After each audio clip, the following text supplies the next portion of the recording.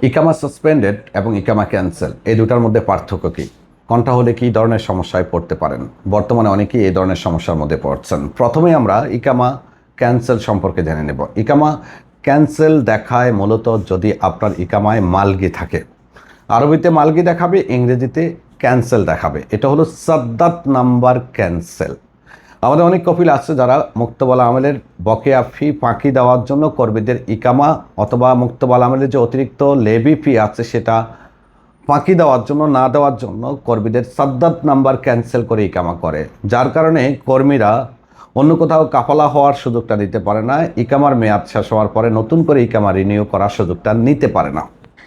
ধরুন আপনার কফিল যদি আপনাকে মালগি দিয়ে ইকামা করে, মালগি 1 বছরের ইকামা বানিয়েও করা সম্ভব, 2 বছরের ইকামা বানিয়েও করা সম্ভব, কারো কারো আবার 5 বছরের ইকামা বানিয়েও কফিল মালগি করে দিচ্ছে। যদি আপনাকে মালগি করে, আপনি যখন হরুফ চেক করার লিঙ্কে আপনার ডিটেলস দিয়ে চেক করবেন, সেখানে ইংরেজিতে দেখাবে ক্যান্সেল, আরবিতে দেখাবে মালগি।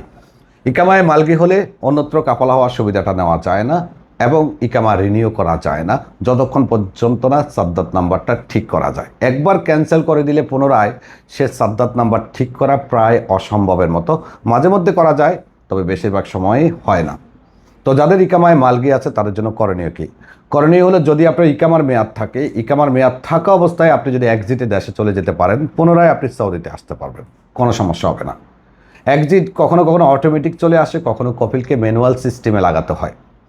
যদি কপিল লাগাইয়ে দেয় তাহলে আপনি দেশে গিয়ে আসতে পারবেন। ইকামা শেষ হওয়ার পরেও যদি আপনি বৈধ নিয়মে মুক্তবালা আমেলের সিস্টেমে এক্সিট নিয়ে দেশে যেতে পারেন, পুনরায় আসতে আপনার কোনো সমস্যা হবে না। তবে ইকামার মেয়াদ শেষ হওয়ার পরে অন্যত্র কাফালা হওয়া একেবারেই বর্তমানে অসম্ভব। মাঝে মধ্যে সুযোগ দেয়, মাঝে মধ্যে বন্ধ থাকে। এবার আসুন সাসপেন্ডেড। এর আরবি হলো মওকুফ খেদামাত। আপনার সব ধরনের খেদামাত বন্ধ করা হয়েছে। যদি কারো ইকামায় সাসপেন্ডেড থাকে, সে অনেক ধরনের সরকারি সেবা থেকে বঞ্চিত হয়। যেমন ধরুন আপনার ট্রান্সফার সুবিধাতে সমস্যা হবে, আপনার ইকামা রিনিউ করার ক্ষেত্রে সমস্যা হবে। সাসপেন্ডেড কেন হয়?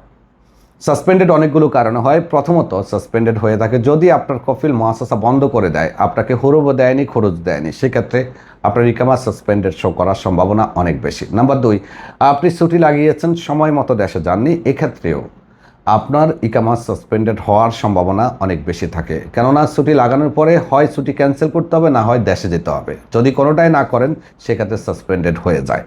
নাম্বার 3, এক্সিট দেওয়ার পরে অনেকেরই সাসপেন্ডেড চলে আসে। এছাড়াও আরও ছোটো মোটো অনেক কারণে সাসপেন্ডেড আসে, মওকুফ খেদামত আসে। সমাধান কি? সাসপেন্ডেডের তেমন কোনো সমাধান নেই। তবে যদি মুআসাসা বন্ধ করে দেওয়ার কারণে সাসপেন্ডেড আসে, তাহলে সেটা ঠিক করে অনেক সময় ইকামা করা যায়।